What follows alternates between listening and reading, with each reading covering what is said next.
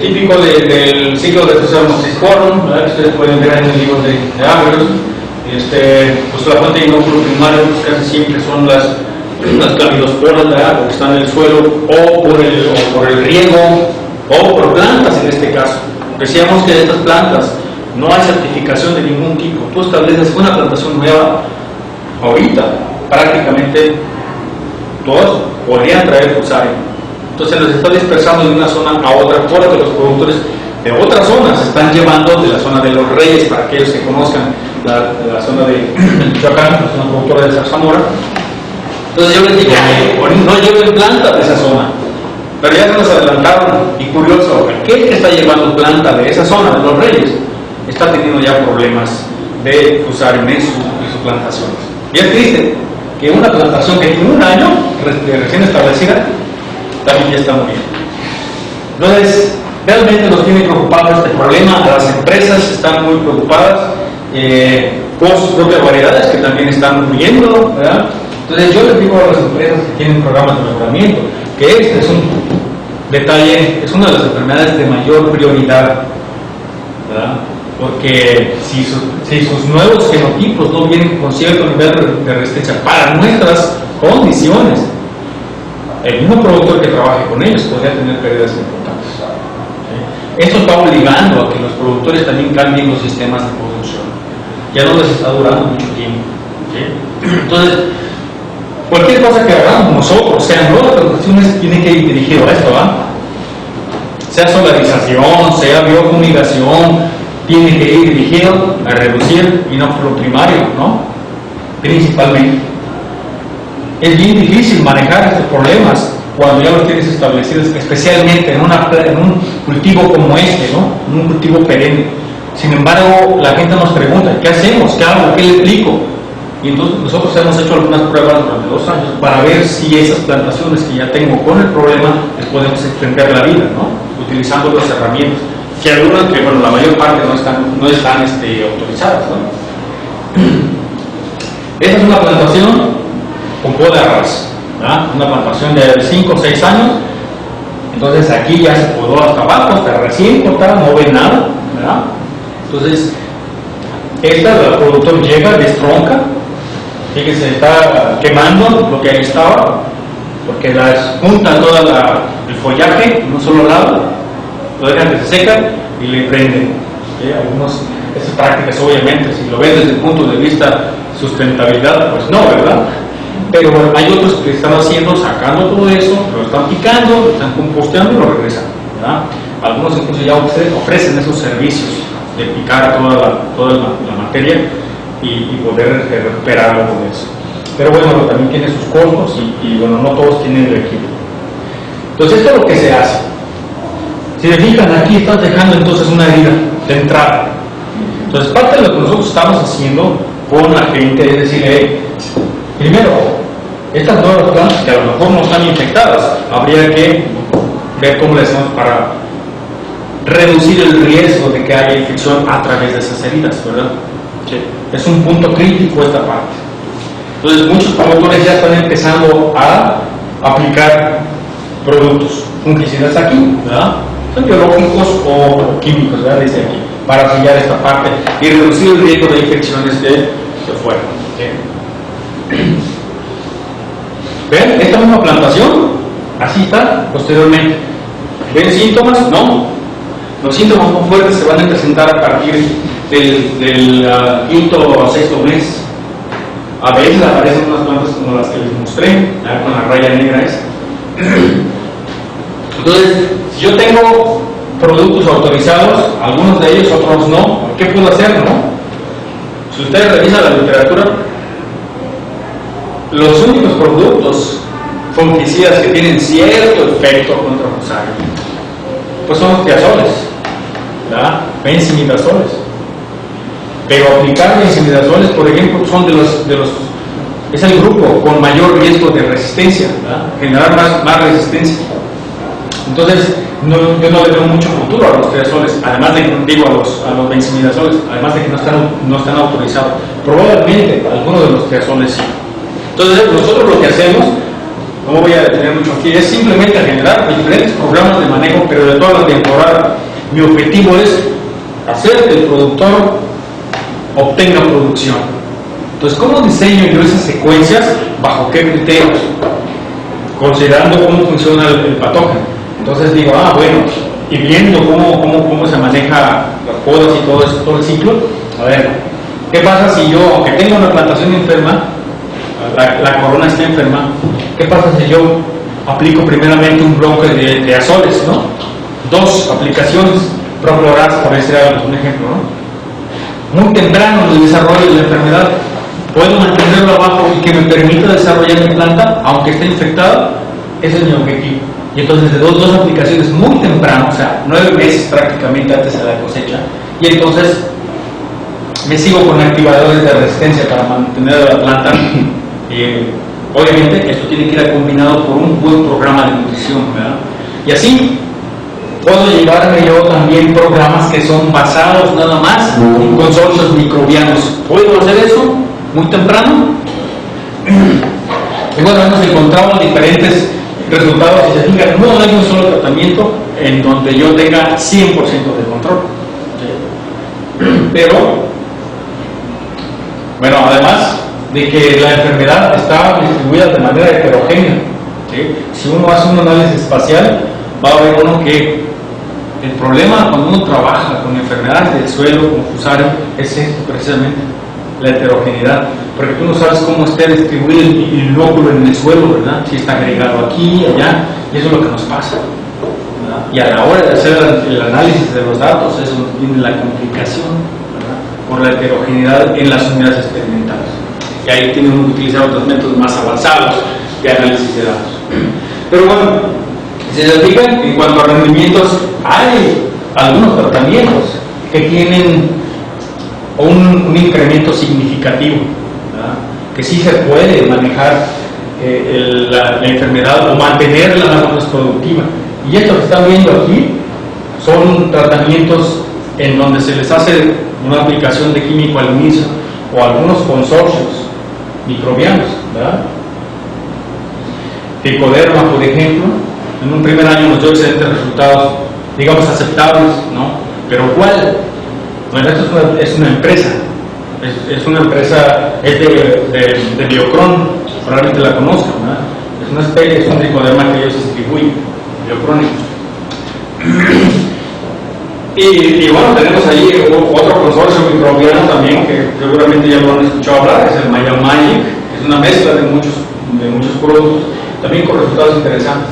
Y lo que es las aplicaciones de Procloraz al inicio, muy temprano en el desarrollo.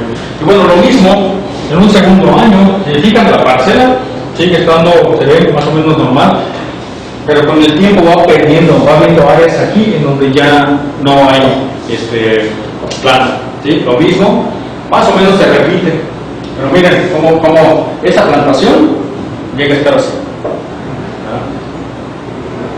Pero se manejan, se tienen algunos tratamientos que más o menos se comportan de manera similar en el primer año, y bueno, eso nos ha dado más o menos cierta seguridad de que cuando tienes una plantación infectada en un estado, digamos, no tan dañado, es factible mantenerla o sacarle producción por un poco más de tiempo.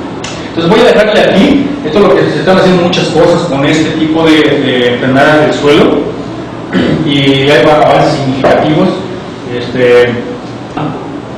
Aquí podríamos hablar 2 días, ¿no?, de problemas de todo el mundo, pero no tiene mucho sentido, sino más bien transferir lo poquito o mucho que se ha hecho a la gente de acá, de lo que se genera en México, ¿verdad?, en nuestras condiciones. Esa es lo que queremos enfatizar, ¿no? Entonces, ¿qué es? Igual no me voy a detener mucho en esto, simplemente decirles que para el caso de frambuesa, igual como había dicho, el moho gris, Botrytis cinerea va a ser uno de los principales problemas y se va a manejar muy similar a como les había dicho al inicio, ¿verdad?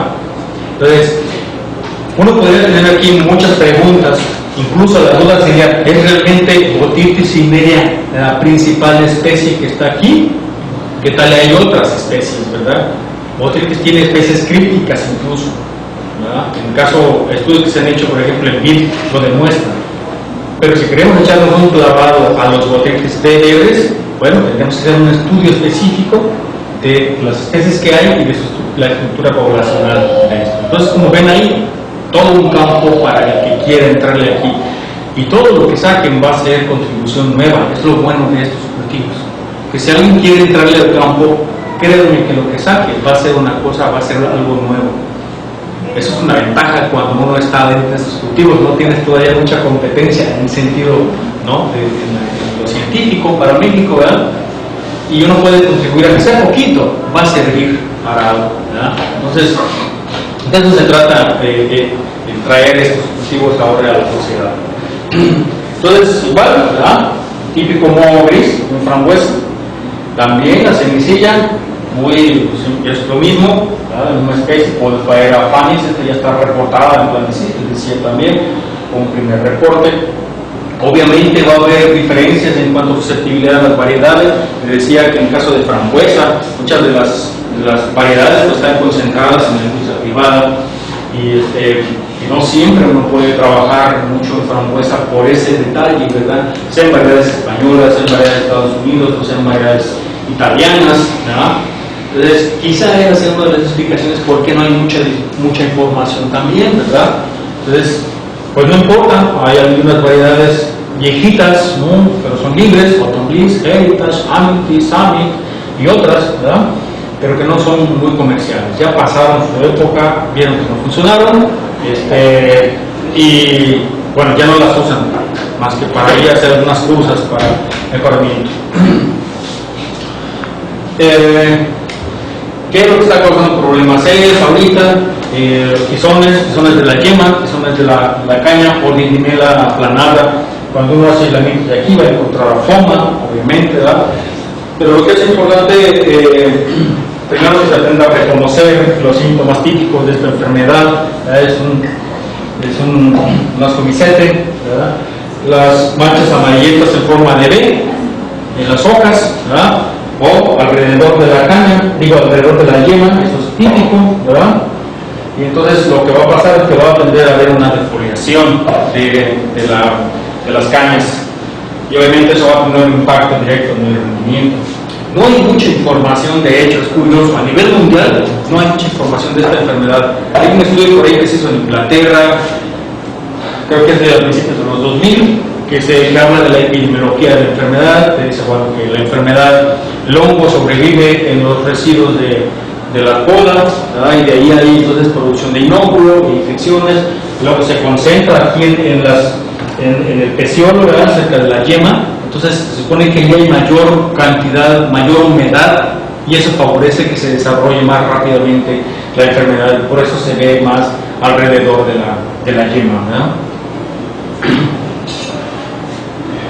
Esta es una variedad que se llama Erica, de una empresa que se llama de Samuel, ¿verdad? Y aquí ustedes pueden ver cómo se desarrolla los síntomas de la enfermedad. No hay muchas alternativas más que las que tenemos ya autorizadas, especialmente con el grupo de las estubilurinas, ¿verdad?, de fungicidas, muy al inicio, sobre todo en periodos de humedad que son mucho más favorables para el desarrollo de la enfermedad. Sin embargo, en donde ustedes, similar a lo que les dije de Peronospora esparsa, lo que tienen que cuidar mucho en frambuesa es roya, ¿verdad? Roya de la frambuesa es una de las más importantes, ¿verdad?, enfermedades en este cultivo. Bueno, es una típica roya, ¿verdad?, cualquiera lo puede reconocer, ¿verdad? No voy a detener mucho en explicarlo, pero lo que es importante aquí es que esta roya ataca frutos, ¿sí? Y ahorita vamos a hablar de cómo funciona la enfermedad. Si uno ve por el haz, pues vamos a ver esas, primero con puntitos amarillos, muy al inicio en la epidemia. Posteriormente va a haber ya necrosis foliar, y si lo volteamos por el embés es donde vamos a encontrar pues, todo este polvillo de color amarillo típico del arroyo, ¿verdad? Pues uno puede hacer esto y te va a cubrir con este color con ureosporas, ¿no? Entonces la vas a encontrar también en los sépalos, ¿verdad?, frutos verdes, frutos rojos. Eso es lo importante. Causa de foliación. Pues al haber defoliación, de hecho lo van a encontrar en inglés como late leaf rust. la roya tardía de la hoja de la frambuesa. No va a atacar cañas, o sea, no va a atacar el tallo, ¿sí? Tampoco va a atacar a otras rubos. Esta es exclusiva de frambuesa nada más. Es una roya macrocíclica, heteroica, macrocíclica, tiene todos los ciclos que tienen las royas y tiene un hospedante alterno, ¿verdad? Que no tiene nada que ver para aquellos que ya llevan hongos, si no, hasta el curso de tiene un hospedante alterno que no tiene nada que ver con rubus, ¿verdad? Ahorita vamos a revisar cómo creemos que es su ciclo aquí en México. Vean, como fitopatólogo, qué bonitas fotos. Me gusta mucho, ¿verdad? Sí. Pero no le vaya a decir eso a un productor, porque va a mandar a volar, ¿verdad? Eso obviamente pues eso es totalmente destructivo para la frambuesa. La frambuesa es muy cara, el costo es bastante alto, son cultivos caros. Y las zarzamoras, digamos, es más popular, ¿no? Porque hay variedades libres. La frambuesa sí es un poquito más exclusivo para ciertos productores, no cualquiera puede producir, son cultivos de alto valor comercial. Entonces no se pueden dar el lujo de tener pérdidas, ¿verdad? Porque eso implica mucho costo, mucha inversión, a diferencia de otros cultivos, ¿verdad? ¿Qué es lo que vemos aquí entonces? Estas son la Aurelia, ¿verdad? Esto que está aquí se conoce como células osteolares. Este artículo ustedes lo pueden bajar de la revista mexicana de fitopatología, está libre, nada más métanse ahí a la página y lo van a bajar. Y ahí están, adentro tenemos las osteosporas, las células osteolares. Ustedes hacen un corte y van a encontrar esto, ¿verdad? Si me sale bonito, ¿verdad? Un acercamiento de la célula osteolar, ¿verdad? Con sus estimulaciones. Y esto que está aquí son las teliosporas. Las teliosporas en esta roya están en forma de capas dentro de la hoja. Entonces cuando uno hace el corte, esto es lo que van a encontrar. Ahorita vamos a ver otra foto en donde se puede ver las teliosporas. El detalle es que las teliosporas no tienen nada que ver aquí, ¿verdad? No son la fuente de inóculo primario. Si vemos otra parte en la microscopía, van a ver aquí. Entonces, aquí está saliendo la osteospora, las células osteolares, y estas son las teliosporas, ¿verdad? Están metidas en capas en la hoja.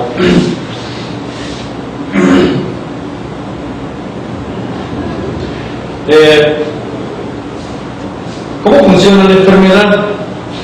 Cuando empezamos a ver estos estudios, en realidad no sabíamos cómo, no comprendíamos cómo estaba funcionando, hasta que bueno, ya se hizo la identificación. Lo curioso es que su hospedante alterno es ese del género Tsuga y Pseudotsuga, es decir, de las parecidas a las aves, ¿no? De la misma familia, pero que está en áreas muy frías. Y hasta donde sabemos, solamente en las sierras de Chihuahua, por ahí en alguna parte, hay esos géneros en lugares muy pequeños. Entonces, quiere decir que en lo que es Jalisco, Michoacán y todas las áreas donde se desarrolla la roya, no podría ser, no son las hesiosporas la fuente de inóculo primario. De alguna manera está sobreviviendo el hongo en algún lado y de alguna manera. Cuando hicimos los estudios, nosotros vimos que revisando las hojas, podríamos encontrar micelio en las hojas secas abajo. Y después, por cierto, esos estudios a detalle no están bien hechos, no están hechos todavía, ¿verdad? Nosotros lo hemos asumido porque nos quedamos hasta cierto nivel nada más de los estudios, ¿verdad? Para las teliosporas, revisar lo que estaba en el suelo, en las hojas, y viendo ya con la experiencia sabemos que principalmente empieza de abajo hacia arriba. Las primeras infecciones se van a dar en las primeras hojas, ¿sí? De abajo hacia arriba. Entonces, es por eso que una de las primeras prácticas para manejar esta enfermedad es eliminar las primeras hojas. Si se recuerdan, al inicio hablábamos de que este tipo de enfermedades que son de múltiples ciclos de infección, que son policíclicas, una de las herramientas cuando se manejan de dos formas, una es eliminando el inóculo primario y pegándole la tasa de incremento de la enfermedad. Es decir, si yo elimino el inóculo primario nada más, removiendo las hojas, de todas maneras, y si nomás me quedo ahí, lo que va a pasar es que voy a posponer nada más el inicio de la enfermedad, pero al final yo voy a tener de todas maneras el 100% de infección, ¿verdad? El 100% de severidad e incidencia. No me va a servir de mucho. Entonces, por eso esas enfermedades se manejan así. Sí remuevo las hojas, pero además tengo que combinarlo con aplicaciones de fungicidas, que son las herramientas que le van a pegar a la tasa de incremento de la enfermedad. Entonces, no solamente voy a posponer, sino además lo voy a mantener abajo. ¿Sí? Entonces, ahí, ¿cómo le hago? ¿Cómo juego con esas herramientas? Es lo interesante. Entonces, no es los sugas o los sugas no solamente inóculo primario, sino que están abajo. De hecho, la semana pasada nos decían, oye, ¿qué sucede si yo pongo en mi parcela, si pongo ground cover, ¿no? O cubierta en las parcelas, ¿podría manejar la enfermedad? Probablemente se reduzca la intensidad del problema, si es que yo no tengo mucha inóculo alrededor, ¿verdad?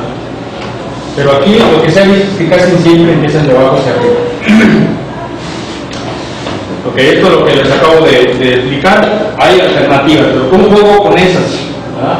Entonces, puedo yo iniciar, por ejemplo, después de hacer esa remoción, que cuidado, si uno hace una remoción de las hojas, una depuración de las hojas más bajas, en donde están las primeras infecciones, pero yo hago esa remoción cuando tengo una alta cantidad de inóculo, lo único que voy a hacer es dispersar el problema. Entonces sí hay que tener mucho cuidado en eso. Se tiene que remover la hoja, pero esas hojas se tienen que poner con mucho cuidado una bolsa capaz, y es lo que se hace ya.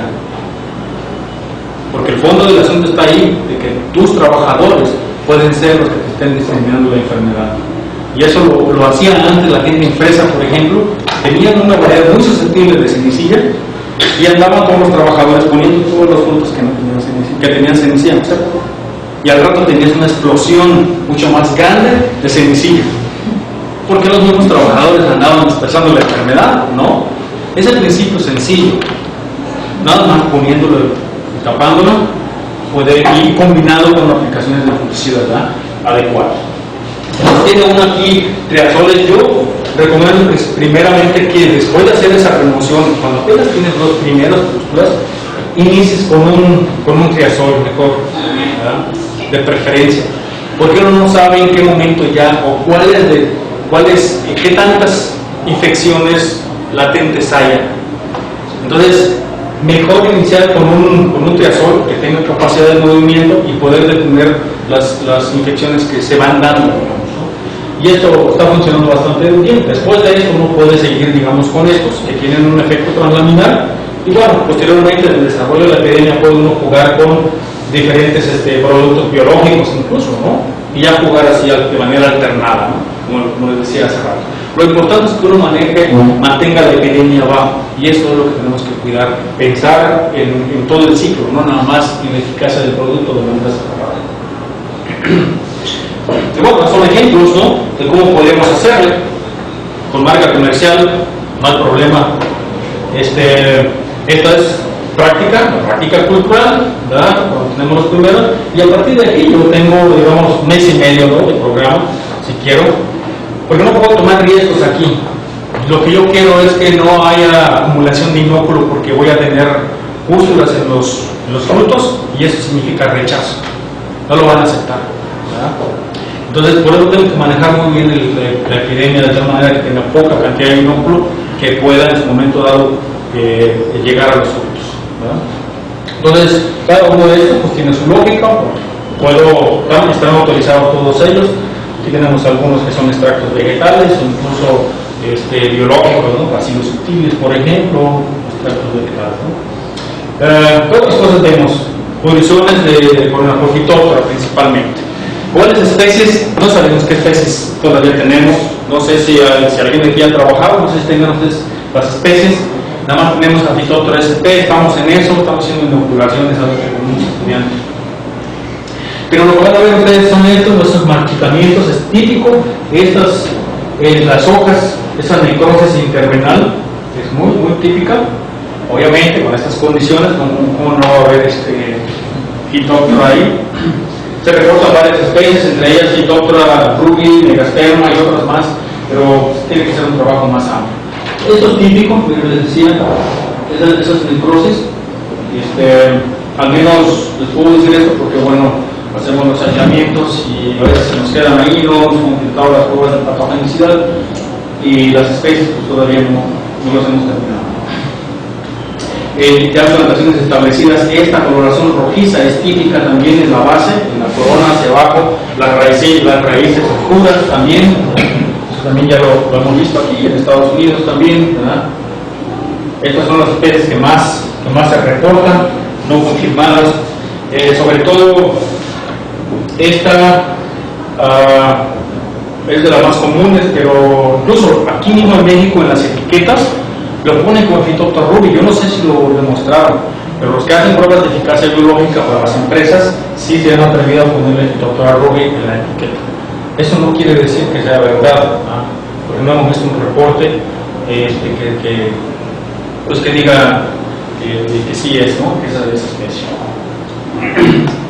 Por cierto, por ahí hay un producto donde la roya lo pusieron con Molomyces. Le pusieron Molomyces en esa prueba de eficacia para un producto. El investigador no se dio la tarea de revisar, ¿no? Y le puso Molomyces SP. Entonces, yo creo que ese tipo de cosas pues hay que tener cuidado a la hora de que uno se atreve como investigador a publicar algo, especialmente si te dedicas a las pruebas de eficacia y no consultas, no haces una buena revisión, porque obviamente los estudiantes nuevos, los que van saliendo, ven la etiqueta y creen que eso no es cierto, ¿no? La calle de la Corona también es un problema. Hace un año una empresa por ahí estableció una plantación grande proveniente de propagación vegetativa y tuvo problemas serios por la calle de la Corona. Y la verdad es que a veces ellos mismos no saben qué hacer, invirtieron una gran cantidad de dinero para eso. Y la pregunta para uno como investigador es, ¿qué hago? Porque en función de lo que uno investiga, podría regresar con la compañía y empezar a lo mejor algún proceso de demanda. Entonces uno también tiene que ser cuidadoso en lo que dice, ¿verdad? Porque... ¿qué? Muy político. Sí, o sea, tiene que ser cuidadoso como investigador y decir, porque dicen, bueno, es que Rebollar dijo, ¿no? Y entonces, pues se puede hacer ahí algún problema, ¿no? Al parecer esa plantación que se estableció sí llegó a producir, o hay por ahí retrasos de crecimiento. ¿Por qué es lo que pasa con esta enfermedad? Hasta el siguiente año o los siguientes años, si la sigues dejando es cuando vas a tener problemas, ¿verdad? Al inicio sí va a haber retraso en el crecimiento, no va a haber muerte, estos se van a poner de color oscuro, va a haber diseminación, etc. Ese campo lo vas a infestar con la bacteria y posteriormente vas a tener más problemas. Pero también lo que están haciendo las empresas es que no lo dejan tanto tiempo, 2 años máximo, ¿verdad? Algunas un solo año, entonces vuelven a plantar. No habría mucha acumulación de inmunos. Entonces, digamos que hay muchos otros problemas más de virus. Ahorita Bob les va a hablar sobre las principales enfermedades causadas por virus, pero déjenme decirle que en México, prácticamente, que yo sepa, fuera de Douglas, acá en Bristol, no hay nadie que haya publicado algo de virus, ¿verdad? Entonces, toda el área de virus, de investigación en virus en verdes, está prácticamente sin explorar.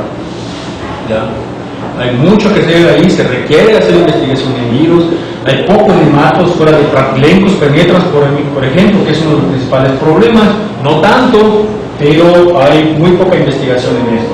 Entonces, sí hay otras enfermedades, pero quería hacer referencia más bien a estas, que son, digamos, a los que tiene que estar lidiando el productor todos los días.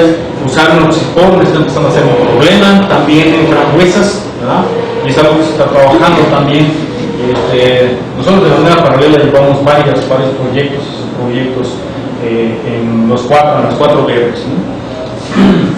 Entonces, pero de manera práctica lo que más se van a encontrar ustedes van a ser estas, ¿verdad? En el campo. van surgiendo algunos otros más, pero que no son tan importantes ya de manera práctica. Entonces, como ven, hay mucho que hacer ahí. Entonces voy a brincarme a Blueberry también. Aquí hay todavía menos información, ¿verdad? Porque el Blueberry es de los más nuevos, de los berries más nuevos de los últimos 5 o 7 años, ¿verdad? Y es el cultivo que está teniendo mucho más desarrollo ahorita. La frambuesa se ha desarrollado, está creciendo más en superficie, hay más disponibilidad de variedades, pero el Blueberry es de los que más está creciendo actualmente. Ahorita todo el mundo quiere establecer Blueberry, si tienen $1.200.000 por hectárea, ¿verdad? Todos los que tienen esa capacidad o más, ¿verdad? Yo creo que te llega a $1.300.000 con toda la estructura, sistema de riego, con toda la tecnología. ¿Qué es lo que tenemos aquí principalmente? Igual, rollas, tenemos tizones, muertes regresivas, marchitamientos, son de los que en general las tres verdes está siendo motivo de mucha preocupación, los marchitamientos. Tanto que en el caso de Blueberry está haciendo que los productores que establecieron en campo se estén dedicando ya a maceta, ¿sí? Y eso obviamente va a incrementar mucho más el costo, pero el cultivo lo va a pagar. Nuevamente volvemos a botrytis, ¿sí? Claro que los síntomas son similares, pero siempre en todos estos se va a cumplir que la flor va a ser el principal fuente de entrada. Entonces por eso les digo que en berries y muchos cultivos hay que cuidar flor. La floración va a ser la principal fuente de entrada. Sí hay infecciones en frutos posteriormente, pero si uno cuida la floración, ahí ya tienen asegurado un 80 hasta 90% del control, ¿verdad? Entonces no me voy a detener ya mucho, nada más para que vean los síntomas, ¿verdad?, típicos. Cuando uno está ahí, obviamente ya no hay mucho que hacer, pero lo que es interesante, generalmente, botritis no es por en frutos verdes, miren aquí, ¿verdad? En el caso del Blueberry, sí tenemos despoblación en frutos verdes. En zarzamoras casi no van a encontrar despoblación en frutos verdes. Y de hecho, mientras aquí sí tienes despoblación, en zarzamora no tienes despoblación en frutos verdes y el negro tampoco, sino que te va a aparecer en post cosecha. Y es otro error que cometen también algunos investigadores que se dedican a hacer estudios de eficacia, porque van y evalúan y cuentan el número de frutos que tienen botritis directamente en campo. Y a veces sus infecciones te aparecen muy bajas, 5 o 10%. Pero lleva ese polvo a poblar y va a pasar lo que les mostré, ¿verdad? Entonces, siempre que uno trabaja en botritis para hacer estudios de manejo de eficacia, tienes que hacer cosecha. Porque se va a ver bien, tu testigo se va a ver muy bonito. Lo mismo acá. Nosotros hemos hecho muchos estudios sobre estos, tanto aquí como en Estados Unidos también. También puede atacar o causar ese tipo de tizones, ¿verdad?, en planta. Si hay condiciones muy favorables de humedad, puede pasarles esto. De hecho, aquí ustedes pueden ver despoblación en la planta directamente.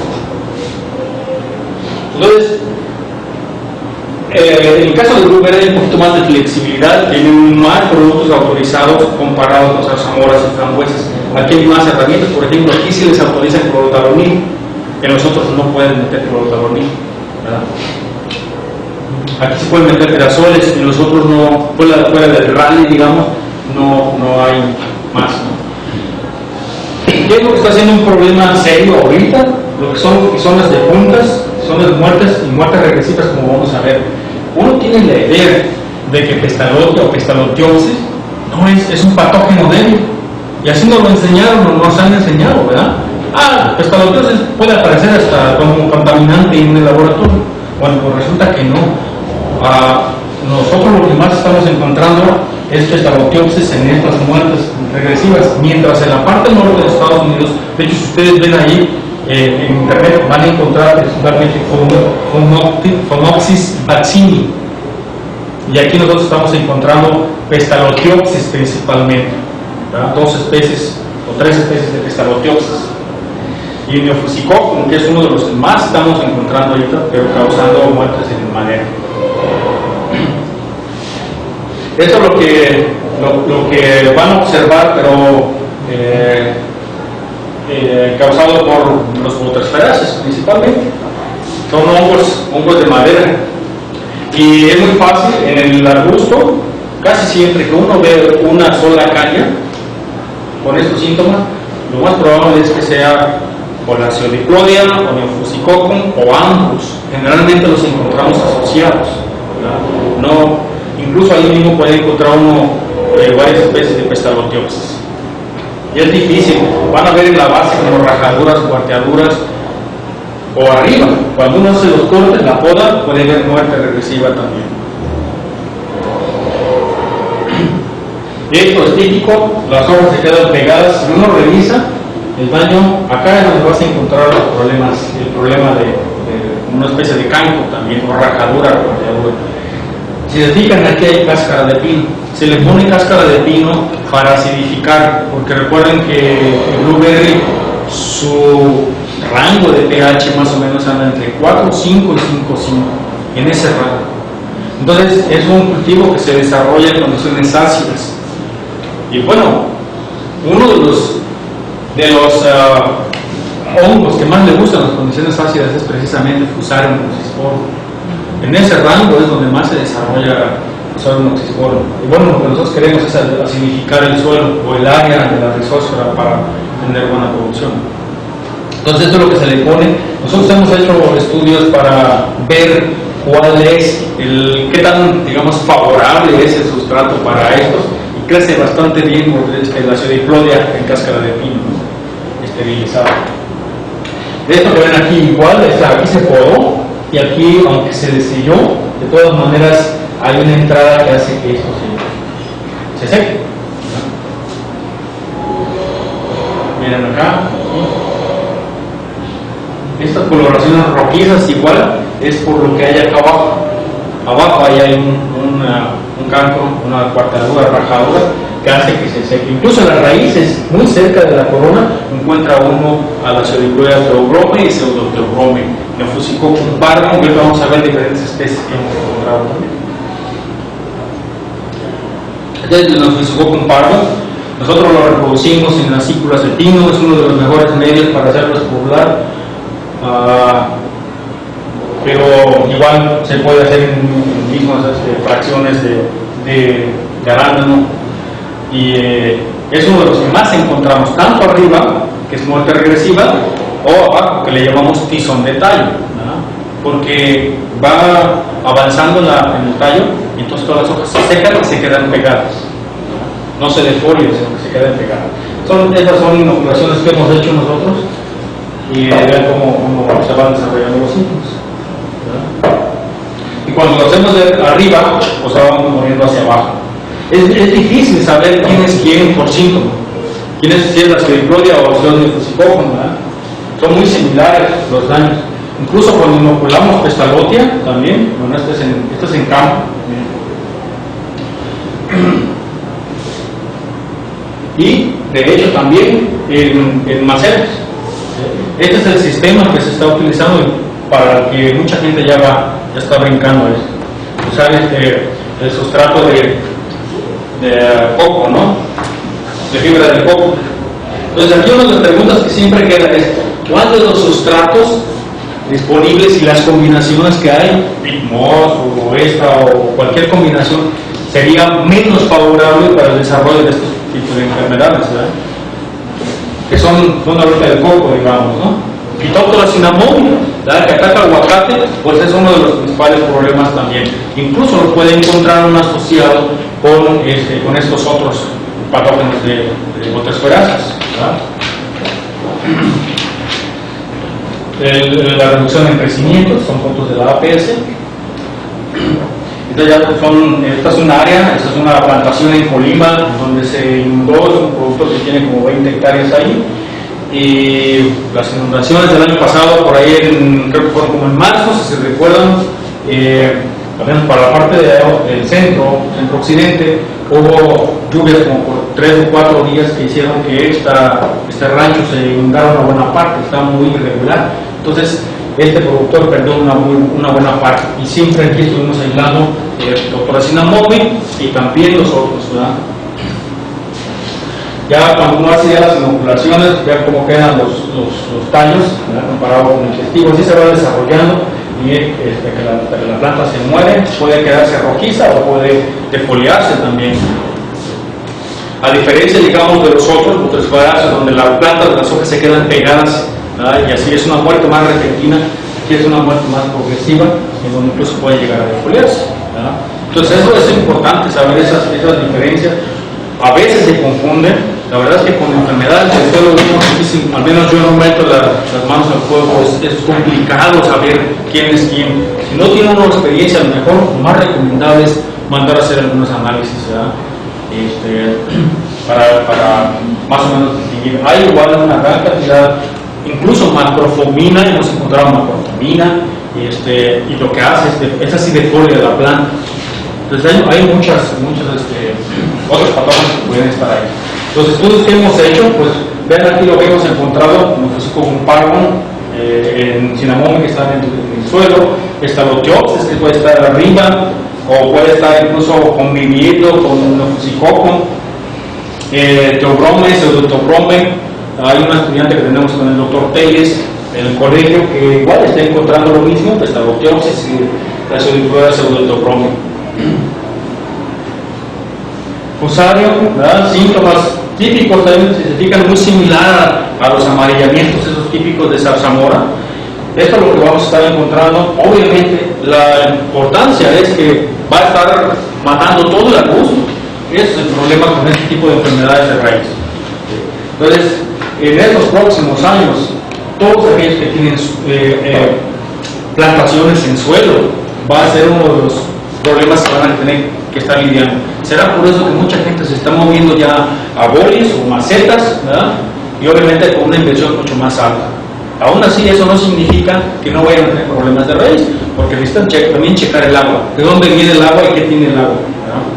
Entonces el agua de riego es una de las principales fuentes también de infección cuando uno está en agricultura protegida o en este caso en macetas, ¿verdad? Manchas foliares que también están siendo un problema, no tanto como obviamente que te mate la planta, pero sí están apareciendo cada vez más. ¿Qué vamos a tener ahí? Principalmente alternaria, no sabemos cuáles especies son, ¿verdad? ¿Qué alternarias son todavía? Esto es lo que se reporta en la literatura, pero sí lo hemos aislado, alternaria, septoria, a Colecotrichum lo hemos aislado también, ¿verdad? Aquí lo que más aislamos, en este caso, Pestalotia, por ejemplo, Colecotrichum, los porioides. Esto ocasionalmente aparece alternaria. Son tizones que sí pueden llegar a dar una buena parte. La semana pasada justo ahí con una proveedora de plantas, de las más grandes, con problemas serios con alternaria. Había tenido, aún no tenía tanto, más bien fuimos por otro asunto, por roya, por ejemplo, que sí les pegó fuerte el año pasado. Y obviamente, cuando te dedicas a la producción de plántula, eso es algo que no pueden ellos arriesgarse siquiera a tener algo de enfermedad, porque la planta tiene que llegar sana a donde se va a establecer. Así está en las y así está en el pez.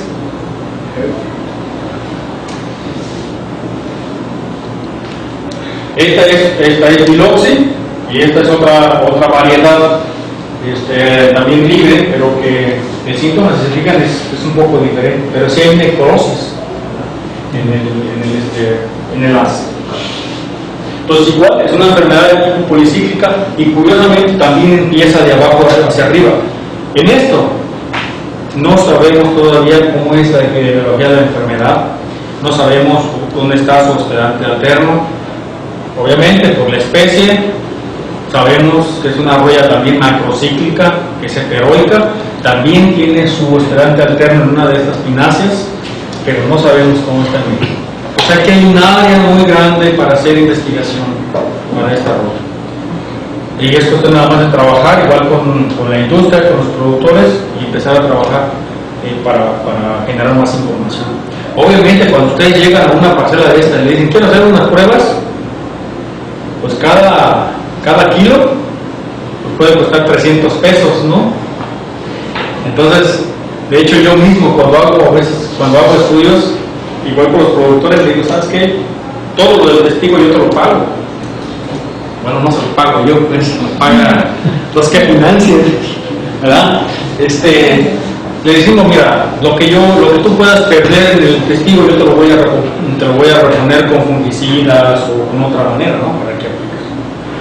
Porque son cultivos caros y ellos no quieren, ya cuando te ven saliendo con unas cajas para contarlo, ¿no? Y llevártelo a tu laboratorio, pues ya te voltean a ver, ¿no? ¿De dónde está valiendo la caja? 300 pesos, ¿no? Entonces, sí, hay que ver esos detalles. De repente a los productores, pues no. Algunos sí, la verdad es que hay mucha gente muy colaboradora y el perfil de productor de berries es totalmente diferente a un productor de caña, a un productor de tomate, ¿verdad? Son productores muy visionarios, ¿verdad? Que saben el valor de la información, de la investigación, porque tienen mucho recurso invertido ahí. Y cualquier cosa que les des va a ser útil para ellos. Cuando nosotros damos cursos o pláticas, no tenemos menos de 70, de 100 personas. Entonces hay mucha gente siempre que quiere aprender algo nuevo. Y aún así ya se sepan tu rollo, de todas maneras quieren ver qué trae de nuevo, ¿no? Y van, ¿verdad? La gente. Y a veces tenemos 300 personas para una plática. Porque hay mucho interés en saber, tienen muchos problemas y no hay mucho de dónde agarrar con información local. Sí, puedes traer a cualquier experto de Europa, de Estados Unidos, donde sea, pero traen otra visión, están acostumbrados a otro tipo de cultivos, con otros ciclos, con otros problemas. Entonces, la verdad es que hay una gran oportunidad para hacer investigaciones y contribuir a esto, ¿no? Es típico que alrededor de las pústulas, al inicio, muy al inicio, cuando uno hace inoculaciones, veas un área de color como si fuera aceitosa. Y ya de ahí va a salir la pústula. Le digo, miren, si veo unas manchitas así, puede decir que es otra cosa. Puede ser hasta cualquier cosa, un petalotia, por ejemplo, es muy similar a eso. Entonces siempre voltear, incluso una bacteria, porque al inicio sí se ve como aceitoso alrededor de las primeras infecciones. Entonces siempre hay que revisar y en realidad en el caso de blueberry solamente se reporta una bacteria que es Pseudomonas cilium. No aquí en México, de hecho. Miren, estas son recuerdan la estructura de Buciniastum americano, ¿verdad? que tenía sus células estelares arriba, aquí no, ¿verdad? Aquí es una urea diferente, solamente está un poquito más abultada, pero aquí están las ureosporas libres, ¿verdad? Es una ureospora germinando, ¿no? Esto igual pues ya está reportado en el análisis. Entonces, no sé si hay alguna pregunta hasta aquí, creo que estoy en tiempo, pero sí. Nos falta una enfermedad que se llama tiro de la munición que afecta a los blueberries. ¿Tiro de munición? No, prácticamente, digo, en nuestro caso no hemos visto eso causado por qué. Es una bacteria, ¿no? Micofarela, yo creo que es.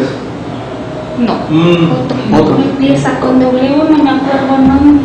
Hay muchas reportadas, pero aquí en México las que más vemos nosotros son estas que te estoy comentando, ¿no? Porque hay un compendio de enfermedades de blueberry, ustedes lo pueden consultar también y van a encontrar muchas, ¿verdad? Pero con lo que está tratando el productor todos los días, las empresas están más o menos aquí, o sea, lo que es Testalotia, lo que es Alternaria, ¿verdad? Pomopsis llega a aparecer también, Coledotrichum, aquí me faltó meterles una diapositiva de Coledotrichum grosporioides y Acutatum también. Esa va a ser importante sobre todo en campos abiertos, pero aquí no hemos visto mucho problema de eso, de ragnosis. Sí lo ayudamos de manera frecuente, pero no lo hemos visto en frutos, probablemente porque, como les decía, en el caso de los Coledotrichum están muy asociados a lluvia. Entonces probablemente porque tenemos túneles y no hay ese golpeteo de la lluvia, ¿verdad?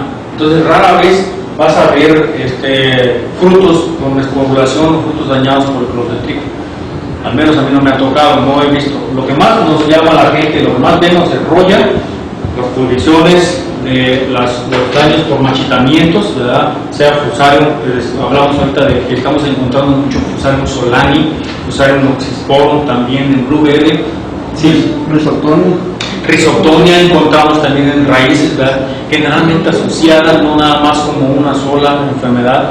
En plantas pequeñas llegamos a encontrar incluso botritis en plantas pequeñas, ¿verdad? Pero lo que más encontramos de manera frecuente es los hongos que tienen que ver con la madera, los potrasperáceos, principalmente asociados a especies de Rhophococcus y la Pseudopteobrome y Pseudoteobrome, es lo que más estamos encontrando, y Phytophthora cinnamomum. Vamos a ver lo de virus, lo va a abordar Bob ahorita en un rato.